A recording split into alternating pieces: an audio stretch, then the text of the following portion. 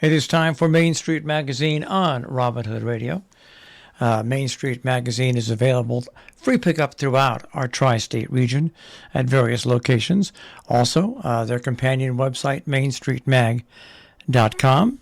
And Thorin Christendatter joins us. Thorin, good morning. Thanks for joining us again. Good morning. How are you? Good. My lawn is staying green. I know, right? It's like a shock to the system. And the crick, that's what I used to call it creek, but when I visited my brother Mitchell years ago out in the Midwest, it was crick. And in Maine, it's crick, not Some creek. people around here say that too. Yeah, crick. Yeah. But anyway, so we're back to normal with that, and hopefully we'll continue to get rain here and there to keep us all happy and aquafied. Let's go to the Main Street Magazine. I like this headline: "A truly extraordinary cause, XXX and Y," in the story.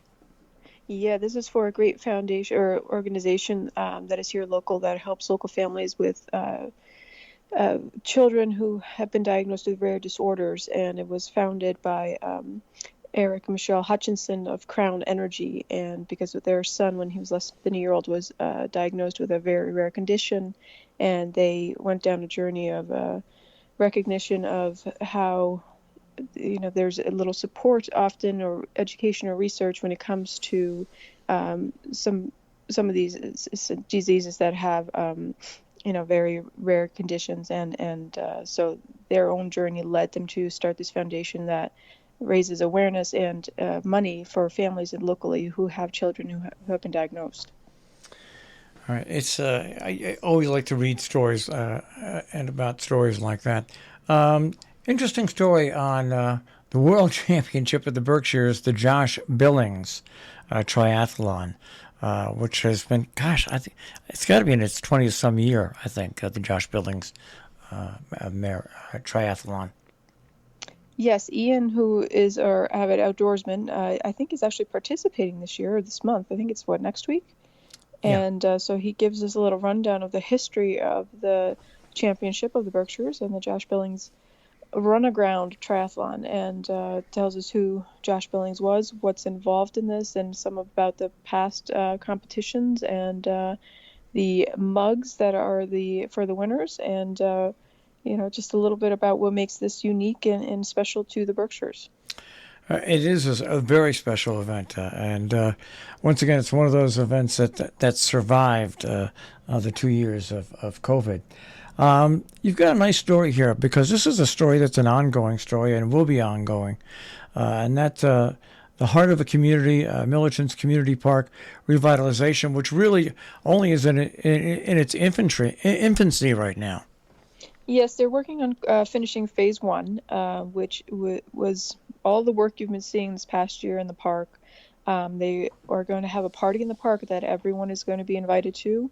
I forget the exact date, early October. Their yard signs are up now, and you'll start seeing the advertisements, but they just want to have a huge celebration, and everyone will be invited to that.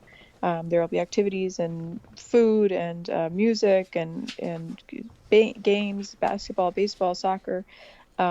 So the park is something that Stephen, we actually wrote this article. He's one of the folks that's on the board there, and is one of the spearheaders behind to have this going. And in phase 1, they have moved the parking lot, the entrance. They have created a soccer field. They've moved some of the fields, and it's just, if you look at the plans, you go to their website, you can see the plans and all the what they're planning to do. But phase 2, which they are already fundraising for, will be to reopen the pool, and they're actually going to build a beautiful pool house that can also be an activity space or a meeting space, and it's just amazing what they're trying to do for the community.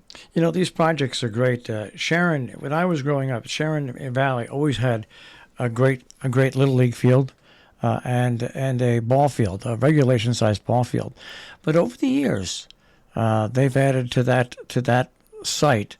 They've improved the little league field, so it's a state of the art. They've improved the baseball diamond. It's got full fencing around it. They've added the Lions Club added pavilion. They've added over the years bathrooms.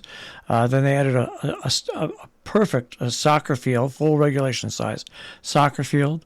And finally, they have added a walking track which goes around the whole complex, and it's not a secret, but it's a gem that's in Sharon Valley, and towns that take the time to put these things together really are doing a big benefit, not only for the people who live in the towns, but people who live around the towns. And that's what's so great about seeing the revitalization of that whole area in Millerton. Yeah, it's a Herculean effort for sure, and there's a lot of money involved to build a fantastic facility, and they're going to make it handicapped accessible. They will also have a walking track around the whole thing. And there's some I forget what it was, but they've got some certifications that they're looking for to make it besides handicapped accessible. So the vision is fantastic, and the folks behind it are hardworking and just going to make it happen. And so it's very exciting to see that we're almost finished with phase one, and so that folks will be able to start enjoying the park. And what's great about it is you don't necessarily see it or really recognize it till all the phases are done. But there's nothing like having a recreation park, a full service recreation park in your town, and I just think it's excellent. There's a lot of things going on. In your neck of the woods, of our neck of the woods here this weekend, we've got the Rojan Ramble. You've got the second annual Hudson Valley Rodeo, and Hillsdale has their classic car show. Those are events that are coming up this Saturday and Sunday. What a weekend in that whole strip of New York that you guys cover. How to decide what to do, right? Well, that's the great thing about it. There's just so much to do, and people are out there doing it right now. And I guess we can go with your Oblong Books page, and because reading is something that has to be drummed in at an early age, and you've got your September staff's picks for the reading from Oblong Books, which is kind of it's an advertisement, but it's actually not an advertisement, if you know what I mean. It's not. This is something that Susanna Hermans works with me on, and we've been doing for probably 6 months now. Yeah. But I ask her, she gives me book recommendations for our readers, that go with our theme. And we didn't really have any particular theme for September, so she gave me some of her cruise, favorite books. And the magazine had barely been out, and I got a message through Instagram. Someone had read the magazine, and they're like, "Oh, I forgot there was this one book. I forgot the name of it. It's in the bottom or in the left corner. It's this green cover." So I sent him he's like, "Oh, thank you so much. I wanted to read it, but I completely forgot, and I left my magazine."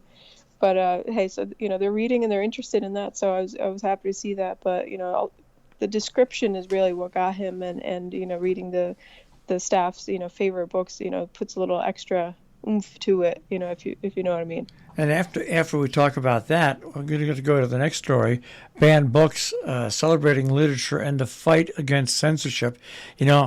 I'm 69, and I remember back when I was young, the censorship, and then it went away, and it's back, and it's a little scary. It is, and this is something that Lindsay spent a lot of time researching. She spoke with a number of people, including Susanna Hermans from Oblong Books, Rhiannon Jameson from the Millerton Library, and a few others. And at the last minute, she actually had to update the article because there was a new thing that came out of, I forget, Texas or somewhere about the banned books in that area. But it's quite eye-opening to realize that it's not something from the 50s, 60s, 70s where books were banned or censored, but it's still ongoing. And Lindsay walks us through some of the reasoning and some of the areas nationally that it's been happening and the reasoning for it and what's been done or is being done in response. Yeah, it's a topic that it's one of those topics that you didn't think we'd have to revisit in this country, but revisit it. We are doing right now. Once again, Main Street Magazine is distributed locally throughout our tri-state region at various pickup locations and also mainstreetmag.com. What's the theme for next month as we are slowly inching towards the middle of September? Oh God, don't even tell me that. We are working on the October issue, which has the has in the last couple of years had a soft theme of history. So we're touching upon that subject, and the articles are starting to come into me. Ashley's working on advertisements, and I can't even believe it's basically mid-month already. So we're have to kick it into gear because we have been spending the last 2 weeks working on moving our office. So it's been an undertaking. Oh, so Um, where's your office now? So we were located at 52 Yeah. Main Street for almost 8 years, and we have now moved just down the street to the old KeyBank building. And Oh. yep, so we are on the drive-through side, and people can essentially pick up magazines in the drive-through if you want. Can they make deposits?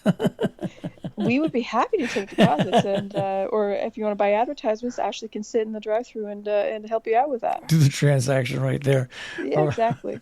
all right, Thorin. We'll speak to you next week. All right, have a good one. Take care. Thorin Christian Dowder from Main Street Magazine here on Robin Hood Radio with Main Street Magazine on Robin Hood Radio.